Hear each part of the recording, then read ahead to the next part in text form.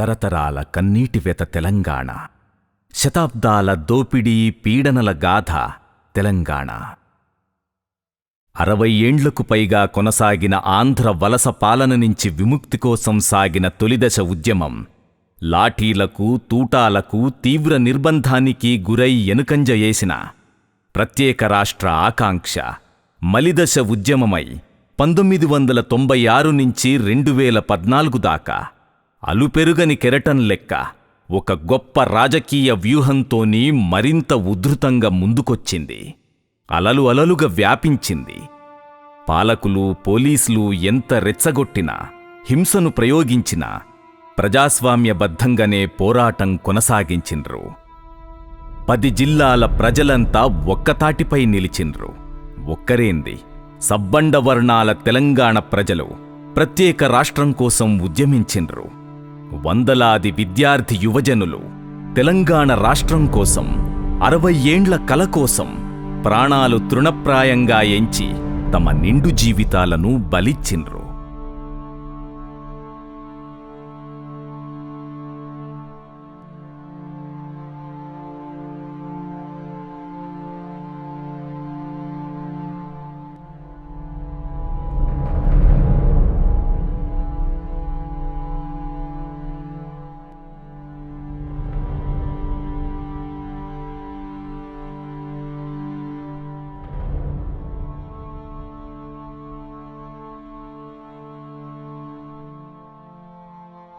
తెలంగాణకు కేంద్రస్థానం కరీంనగర్ జిల్లా అన్నారం గ్రామానికి చెందిన రాజేందర్ హైదరాబాద్ ఉస్మానియా యూనివర్సిటీల చదువుకుంటా ప్రత్యేక రాష్ట్ర ఉద్యమంలా శాన చురుకుగా పాల్గొన్నాడు. పోలీస్ లాఠీలకు, బాష్పవాయువులకు, తూటాలకు వెరువక వెనుకంజవేయక అలుపెరుగక పోరాడిండు. వరుస కరువులతోని, కరెంటు కోతలతోని బక్కచిక్కిన తన ఊరు వంటి వేలాది తెలంగాణ ఊర్ల బంగారు భవిత కోసం పిడికిలి బిగించి నడుంగట్టిండు. వలసపాలకుల దౌర్జన్యానికి, నిర్బంధానికి ఎదురు నిలిచిండు. వ్యవసాయంల వరుస నష్టాలతోని అప్పుల భారం పెరిగిపోయి పూటగడుసుడే కనాకష్టమై భవితమీద ఆశ సచ్చిపోయి వాళ్ల నాయన పురుగుల మందు దాగి పైలోకానికి పోవుడు రాజేందర్కు అశనిపాతం ఓలెదలిగింది. చిన్నప్పుడే అమ్మబోతే తనే సర్వస్వమై పెంచిన నాయనంటే ఎంతో పానం రాజేందర్కు. ఉద్యమంలా మడమదిప్పకుండా పోరాడుతున్న రాజేందర్ను నాయన సావు బాగా దెబ్బతీసింది. మనిషిల మనిషిగాలేకపోయిండు. దానికి తోడు రాజేందర్ తమ్ముడు సుత నిండు ప్రాణాలను తెలంగాణ కోసం బలిచ్చిండు. అన్నా, తెలంగాణ కోసం ఆత్మహత్య చేసుకుంటున్నా అని చిట్టి రాసిపెట్టి తెల్లారే సరికి ఉరితాడుకు శవమై ఏలాడిండు. నాయన సావుతోని సగం చీకట్లకు పోయిన రాజేందర్ జీవితం తమ్ముని సావుతోని పూర్తిగా చీకటైపోయింది. ఉద్యమంలో ఉప్పెనైన రాజేందర్ గొంతు మూగదైపోయింది. తండ్రి, తమ్ముని సావు, వరుస దెబ్బలకు మానసికంగా గాయపడి ఊరుకు చేరుకున్నాడు రాజేందర్.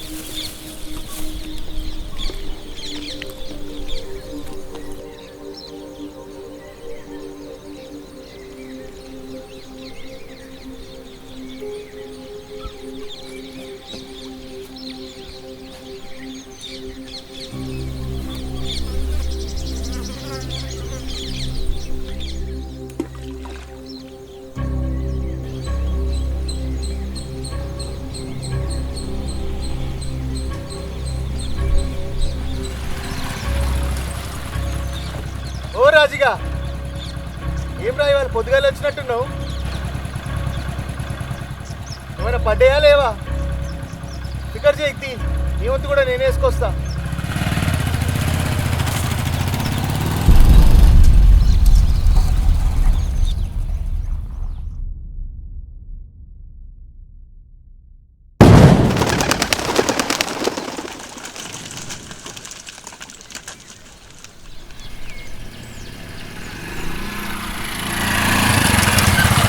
ఏమ్రా రాజుగా, సంచి ఖాళీగానే వస్తుంది, ఇంకా వడ్లే?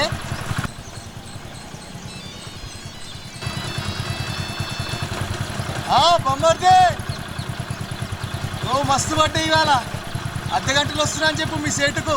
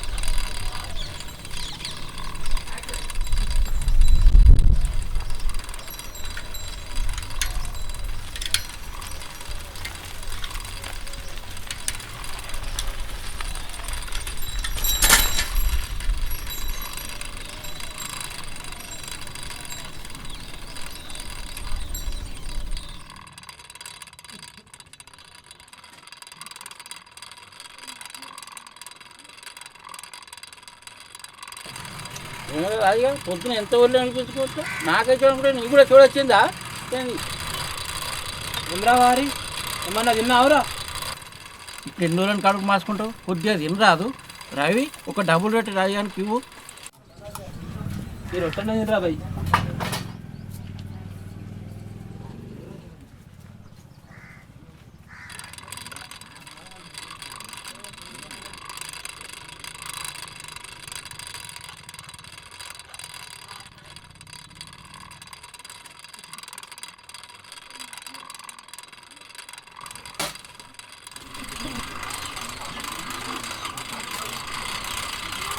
రాజుగా చెప్పినా తినకుండా పోతున్నావు.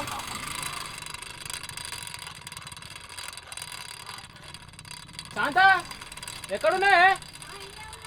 ఆ బువ్వ కింద మంట పెట్టి ఆకలి అవుతుంది.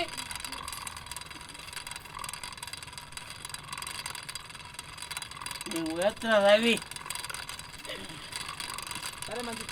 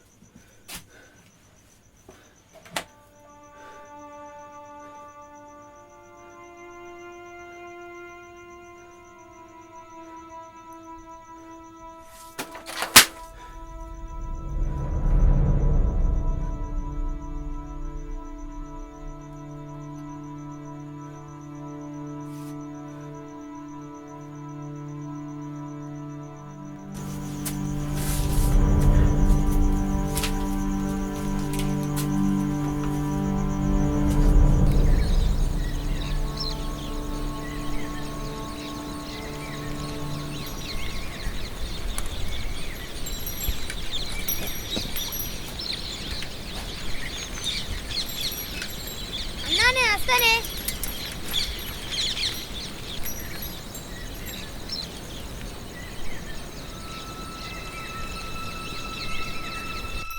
తీరని వెత ఒకటి తెరిపిలేని వానలెక్క చుట్టుముడుతున్నది. సన్నని దుఃఖమేదో ఎదలో లోపల రంపపు కోత కోస్తున్నది. అయిన వాళ్లను పోగొట్టుకున్న దుఃఖం, ఉన్నయన్నీ దూరమైన వెత, ఏండ్ల తరబడి నెరవేరని కలొకటి ఎంత నడిసినా దూరమై మాయమయ్యే గమ్యమైతున్నది. సావు నీడలు యాల్లాడే పీడకలల రాత్రిలోంచి మానని గాయమసుంటి పొద్దులోకి మెలకువ ఎప్పుడూ నెత్తురు ఒడుస్తనే ఉంటది. పగిలిన అద్దం పెంకుల మీద నల్లని నెత్తురు సారికల పెయ్యి అడుగు తీసి అడుగు వేయడమే దైనందిన ప్రయాణమైతున్నది. తెలిసి ప్రతిక్షణం ఓటమిలోకే నిరంతర ప్రయాణం. ఇది ఒక అంతులేని చక్రభ్రమణం. ఏదీ దీనిలోంచి అవతలికి దారి? వెంటాడే చావు జ్ఞాపకాల నుండి, ఊగిసలాడే బతుకు నీడల నుండి వెలుగులోకి, కల నెరవేరే పగటిలోకి గమ్యం చేర్చే దారేది? ఏ దోసిట్లోని గుక్కెడి నీళ్లు ఈ అంతులేని దూపను తీరుస్తాయి? నీరింకిన కళ్లల్లో తళుక్కుమనే ఏ కొత్త ఆశ చుట్టూరా అలుముకున్న ఈ చీకట్లను దహించి కొత్త దారి చూపిస్తది? పైన ముక్కలైన మొగులు, కింద పొక్కిలైన నేల. అవును అవును, నా ఆకాశం ముక్కలయ్యింది. నా నేలమ్మ అణువణువు పచ్చిగాయాలతోటి అనుక్షణం సలుపుతున్నది.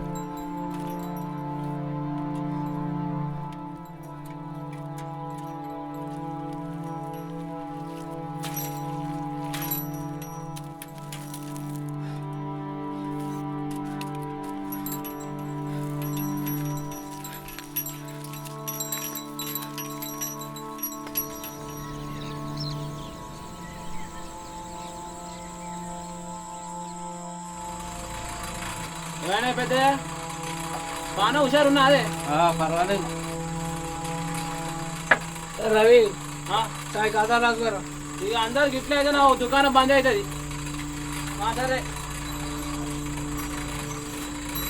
సరే పిల్లగా పైన పైన పట్టుకపో.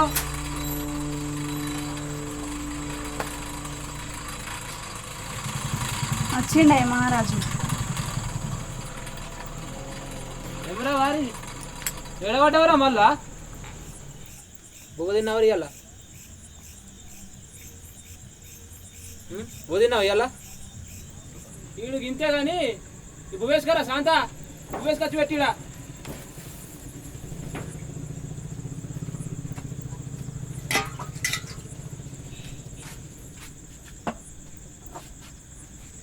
ఆ సీనిగాడు శర్ర బాంబులు వేసుకుంటే సాపలు పడుతున్నట్టునే. అట్లా నేను చెప్తా తీయి. కాంతా దేవత్తలే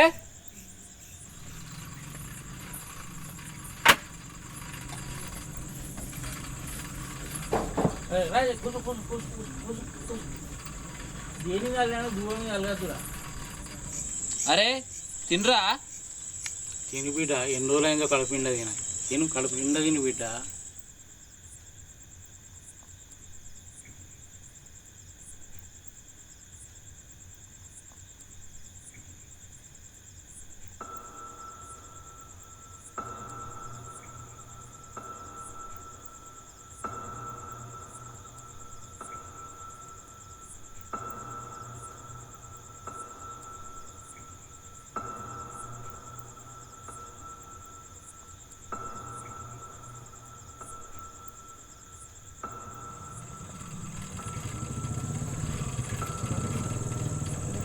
అవును రాజుగా కృష్ణ యూనివర్సిటీ నుంచి ఫోన్ చేసిండు.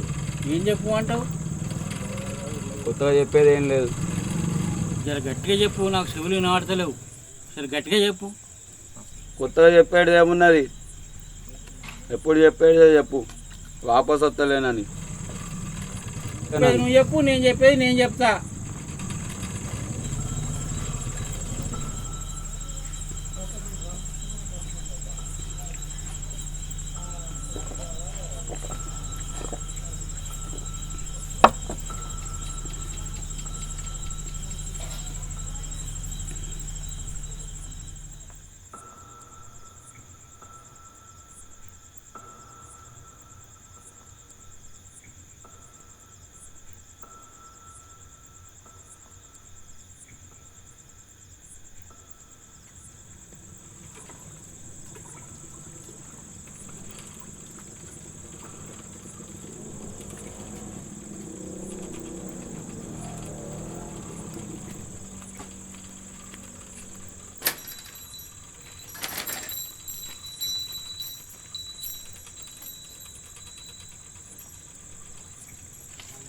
చీకటి అవుతుంది బిడ్డ, నేను పోయేస్తా. మంచిదే పెద్దయ్యా. నీకు పట్ట కోసం చేయడానికి ముఖం లేదు కానీ రోజు ఇన్ని పుక్కానకు మేపుతావు.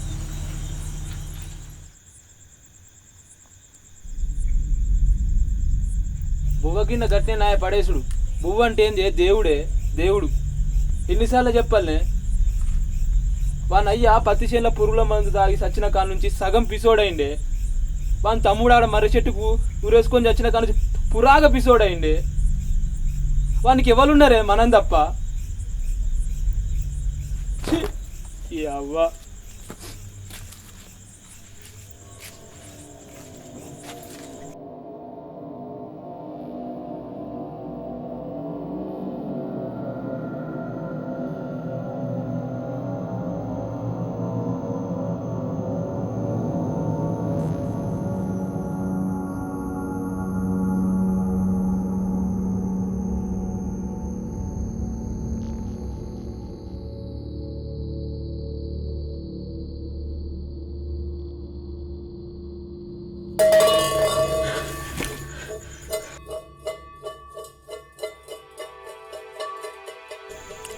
ఏంరా రాజుగా, ఇంత పరాజ్ఞానం ఏందిరా? ఇంతమంది పోరగాళ్ళు పిట్టల లెక్క రాలిపోతున్నారు. నువ్వేమో సోయి తప్పి ఈడ మగ్గుతున్నావు. తాత ఏం చేయాలన్న సమజ్ అయితే లేదు నాకు. దమా ఖరాబ్ అవుతాను తాత. ఇన్నరా నేను సుతా, కానీ ఇంకిపోయినాయిరా. ఇప్పుడు ఏడుద్దామన్నా కళ్ళెంబడి నీళ్ళత్తలేవురా. నన్ను ఏం చేయమంటావు చెప్పే తాత? అడ్డం పడమంటావా అని? అడ్డమే పడతావో తెడ్డమే పడతావో కానీ ముందు ఈ వీళ్ళ నుంచి అవతలపడి బిడ్డ. నలుగురు సోపదులతో ఉంటే నీ గిర్ని మళ్ళా చాలా అవుతుందిరా. ఇష్టైతే ఒకసారి మాట్లాడు. నువ్వైతే పట్నం పోవుడు సంగతి తర్వాత ఆలోచన చేయొచ్చు, కానీ ఎంతైనా నువ్వు ఈడకంటే ఆడుంటేనే ఎక్కువ అంకరికత్తవురా. జరనా మాటిని బిడ్డ.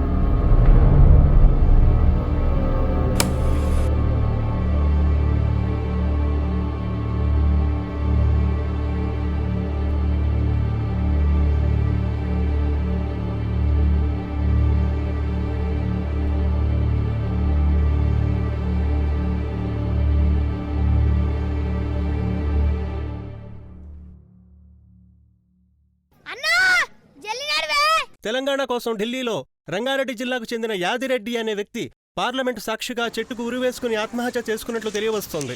సంఘటనా స్థలం వద్ద 20 పేజీల సుసైడ్ నోట్ లభించిందని పోలీసులు చెబుతున్నారు.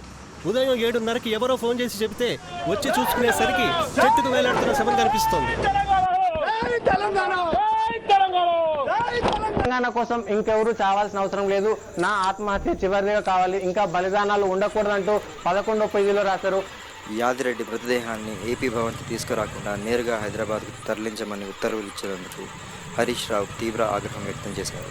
ఇది తెలంగాణ ఉద్యమకారులకు ఘోర అవమానమని అన్నారు. ఏం బతుకులైపోయారా, మన శవాలంటే కూడా ఇంత ఇజ్జత లేకపాయే కదరా.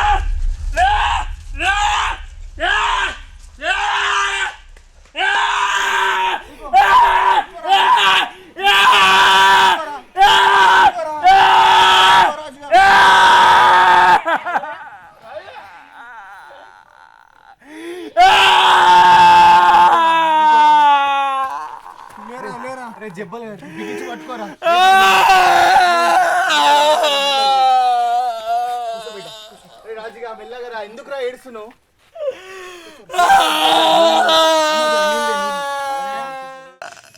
ఇప్పుడు తెల్లగొక్కు బిడ్డ, ఎన్నాళ్ళని బాధపడతావు, ఎన్నాళ్ళ కట్టేస్తావు, ఎన్నని కొమ్మలు కొడతావు. వద్దుబా